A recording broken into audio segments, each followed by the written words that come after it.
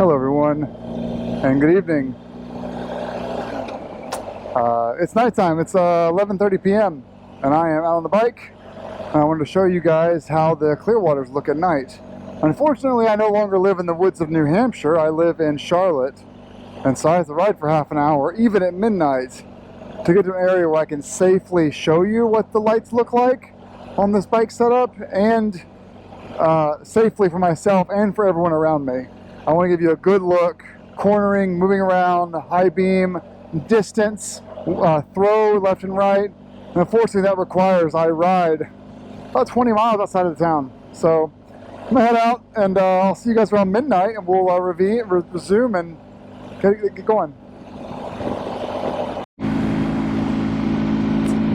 Alright, so the setup we have today is a Clearwater can opener on a R1250GS Adventure. This is a 2024 model, so it has the lights that go up, down, and cornering. And so pretty intelligent headlight on the premium lighting package on this bike.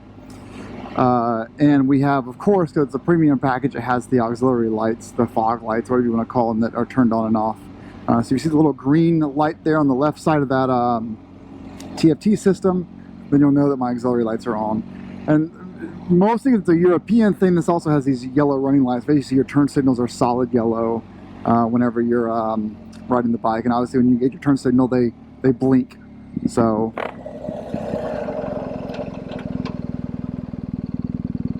little bit of rattle back here. I'm not quite sure what it is.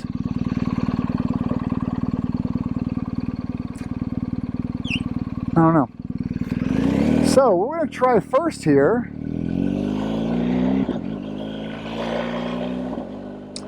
we're going to try the, just going to turn all the lights on to 10% power. That's it. And what you're going to have is you're going to have basically 3 pencil lights, 2 Dixis, 1 Sevina, 10-degree pattern, and then 1 Erica, which is like a more spotlight that kind of covers and the Erica is going to be on the right-hand side because I want to be able to see deer. And 10% power is the lowest setting, and you may not even be able to make it out. But I can see it, and here's what I will tell you about this light setup. Because it's aftermarket lights that are for safety and for seeing ahead of you. Let's go turn it on right now. I'm going to hold those down 10% power.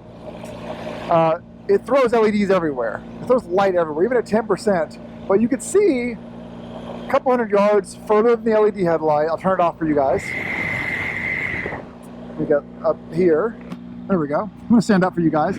So we're out right now. We have auxiliary light and LED headlight on. I'm going to turn all the lights on at 10%. So as you can see, we got a little bit more light on the right-hand side there, and we have a little bit more light down road. So down road light is higher. And off, that tree went away when that light turned off. On shrubbery should be seen. And then we'll keep on doing the roundabout because unless no one comes. Oh no, there's someone there because we're in the city. But basically 10% I think is my opinion, like riding at night on a road where you don't think you're going to have anyone there. And that's going to be your light that basically helps you see a little further down the road. You can see the cornering light, by the way. The cornering light does not doesn't respond too fast. It's a little delayed on a roundabout when I'm going 20 miles an hour through it. It's a little delayed. But again, we'll get past this car here and all. And I would have to be in a car facing the opposite direction to tell you this is a safe power to run full time. Based on the fact that I can see the trees, the tree branches up there, it makes me believe that if I was in a car, I'd be pretty annoyed because it's going up as opposed to down at the road. And so yeah, I can see the side of the road where all the deer are really well. I can see a lot, actually. It's quite impressive how much I can see with that 10% power. But am I being an asshole? Maybe. But I mean, I just love this 10% power on. There'll probably be a deer at some point over here, and I'll be happy to have that on because I can see the deer coming. Turn it off, and the treetops go away. All right, that's the only mode that I have accessible to me because I have a can opener has 2 channels. Can't see my fingers. There are 2 channels in the can opener, and so if you want to be able to control the Dixi center lights and the other lights, you have to basically choose. I can't control Dixi's and Erica and Sevina separately. Can't do it. Yeah, it's unfortunate. That's how it is.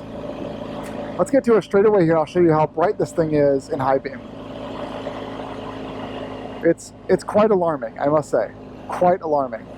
Standard lights, turn auxiliary lights off. And you can see how that little bit of reach, auxiliary lights wise, it's nice to have actually. And you can point them up or down. So I can tell you from the factory they're a little high. I've pointed them down a little bit. This is the corner light in action here. It's a long sweeper. So it gives you a couple of, I think a 20-degree lift on that left or right side. It's not much. It's really not much. It's not really gonna, I think on the roundabout, I want to see around the roundabout really aggressively because it would be like a aggressive corner at night. It does not fast enough to respond to quick turns. A long sweeper, it'll come up after a couple of seconds, but it's not responsive enough to shine. Excuse me, to shine light up if you're rapidly turning between corners at night. And that's high beam. And the problem with high beam has always been for me that the bugs come out, and you know, that can be a little bit annoying because then they like cling to your helmet.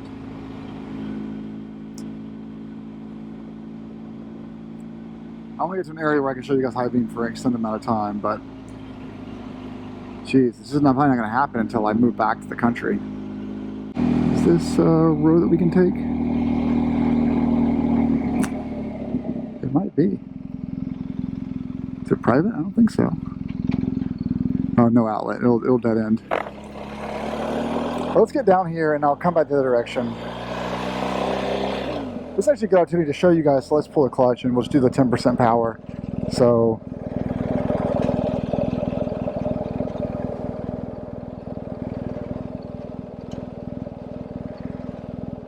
there you go.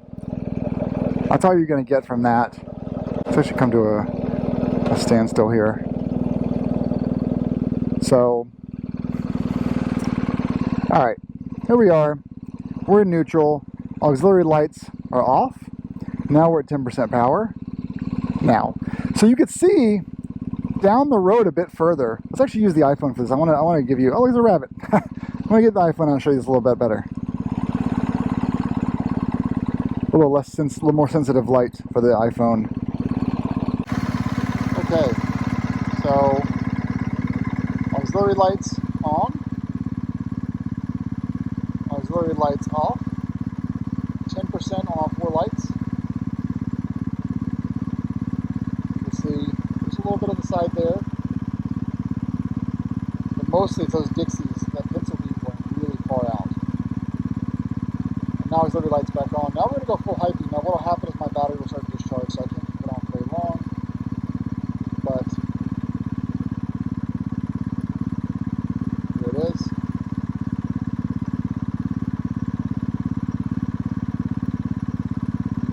Pretty far out there at that point. So it's pretty impressive stuff. Let me go out and take a photos.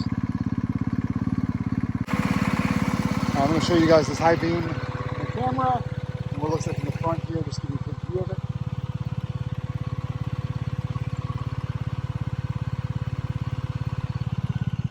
You can see how bright that is, and it's pretty rough. It's hard to even focus on it, honestly. It's just too bright for the camera, but you can see what it looks like there.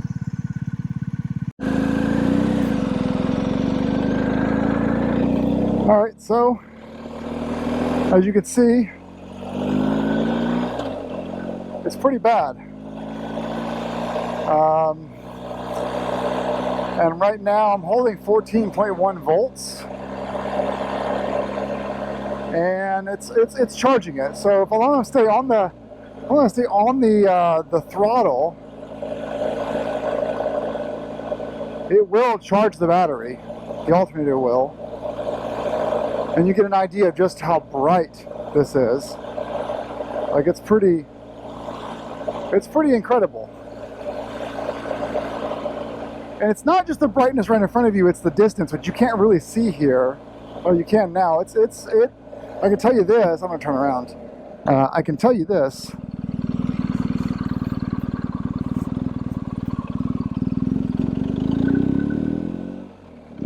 I can tell you this, that on the interstate at night, when 2 o'clock in the morning, no one was around, on a straightaway where I was coming over a crest and down a long hill, the distance that I was getting out of this light, I feel like I want to measure it in miles. That's not a joke. Miles of distance out of this thing on the high beams. It's really incredible. I can't even, there's no way to measure, like with my naked eye, just how far away this lights up the whole world. But it's dark. Because when you go off, it's like, oh wait, where'd the sun go? And so, let me try to get some, I'll take a left up here and head back to the house. Let's do that. Let's go home. It's getting dark. So hopefully no one's coming. So here's what I'll say, like, a lot of people ask me, and my hand is over the high beam. That's kind of how, like, you have to be with these lights if you're in a place that's populated. Here's what people ask me. Okay, that's really cool that you spent $4,000 on lighting. Good for you. I'm happy for you. Congrats. But you live in Charlotte, North Carolina, and I haven't seen you on an off-road trip in a very long time. And so, honestly, how much, what kind of purpose do these serve? For the record, I got the same question. I live in New Hampshire, but in New Hampshire, I lived in an area where there were no streetlights. There was no traffic. Like, the town had 5,000 people in it. And it got dark at 4:15 p.m. in the wintertime. And so if I went out in November or March, I was always in the dark, just how it was. And with the amount of animals up there, deer, moose, rabbits, all kinds of different little creatures, it was amazing to have this kind of lighting for late year, early year rides. That, and I'd work late sometimes. I just want to hop on the bike and just ride some fire roads or some class 6 roads, just roads by the house. Like, honestly, like, leave the house, drive a mile, hop on the road down to the woods, and just have a little fun for an hour. And again, same thing. I wouldn't see a car the entire time. Would not see a car, but I would see animals. And so for me, having this light setup was awesome. Okay, Adam, but again, you live in Charlotte. Yeah, I know. But I'm not going to be in Charlotte forever. In fact, I still have a house in New Hampshire, and I'll be there all summer. So I had these lights laying around from my previous bikes. I combined the R18 and the GS lights into this setup and had them make me a custom wiring harness for it. And use that to basically have a fun, cool project, which is this. This is a fun, cool project. But during the day, sure, keep them at 10% during the day. At nighttime, keep them off, except for the center dollar lights that are always lit up with the yellow covers on them. So you have little yellow lights at 10% power all the time, and then at nighttime the rest of the stuff is off. And that way, you're not a danger to other people on the road. But if I go out with coworkers for dinner and I'm riding home, I'll take a long way home and I have to worry about hitting a deer or anything really. And so, and last thing is, I do still do adventure travel trips. I'm doing one next month, 12,000 miles to the Arctic Circle.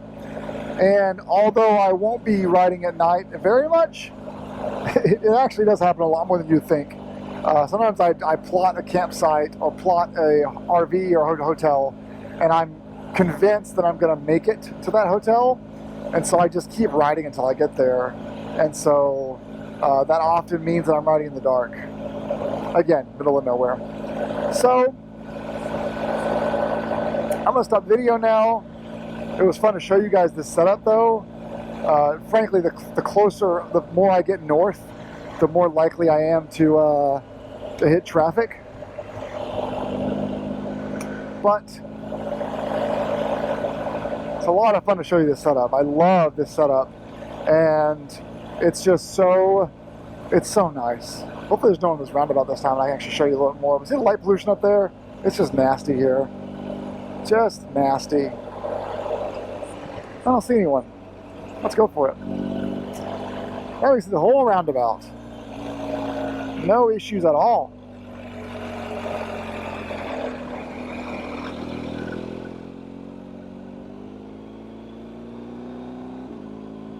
Very nice. I'm happy for you, Adam. Yeah, tops of the trees in view, everything's in view. It's quite amazing. And I actually, by the way, I'm very particular about not being a nuisance to other people. And so, like, if I'm about to pass a house that is facing the road, I'll turn them off. But like, because early corn planted over there, you can see all the corn. And it's just really something special to have this level of lighting whenever you need it. The only negative I could really think of to share with you, two negatives.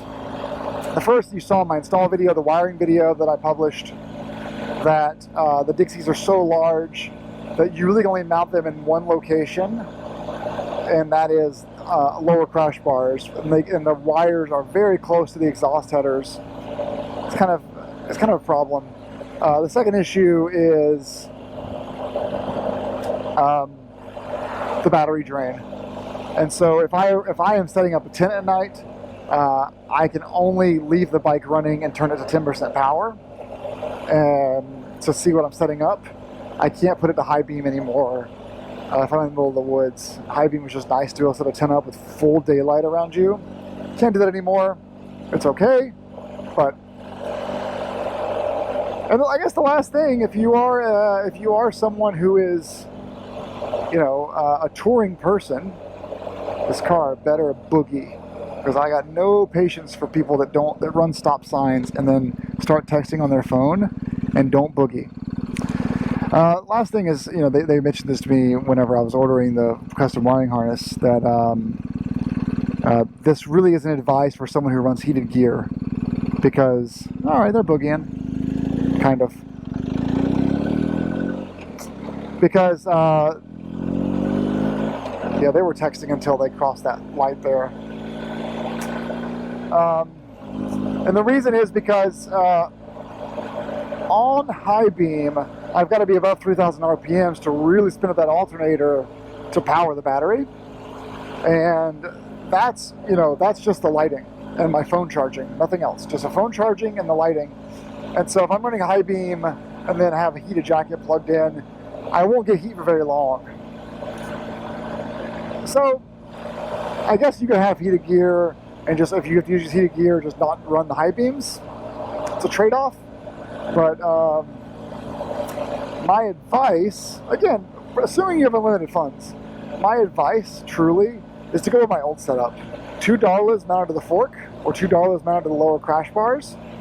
So they're down low, put an orange cover over them, have them full time at 10% or higher, and then have an Erica and a Sevina up top, because then you have the pencil beam and the driving light, and those have plenty of power for this kind of riding. The Dixi is major overkill. It has a lot of trade-offs, like being so big it's hard to mount, drawing too much power from your rear alternator, not being able to run heated gear, being close to the headers, being ripe for damage if you drop this onto a rock, all kinds of trade-offs. And so I'll close off with, like, Dixi, in my opinion, is a 4x4 light. It's for Jeeps, and you can put it on your GS, but man, it's going to be a tough sell for me to like try to convince people they need a Dixi light, because no. But man, when this thing's at a rally, it looks super cool. All right, everyone. Ride safe. Thank you for watching. I appreciate it. And take care.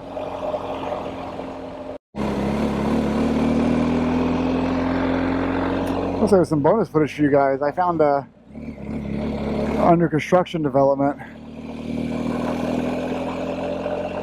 Can't see though, I can't see anything. There we go. And we're on street tires, but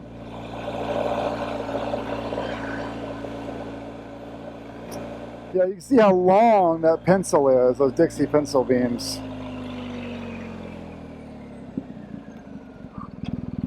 Just do a little U-turn here.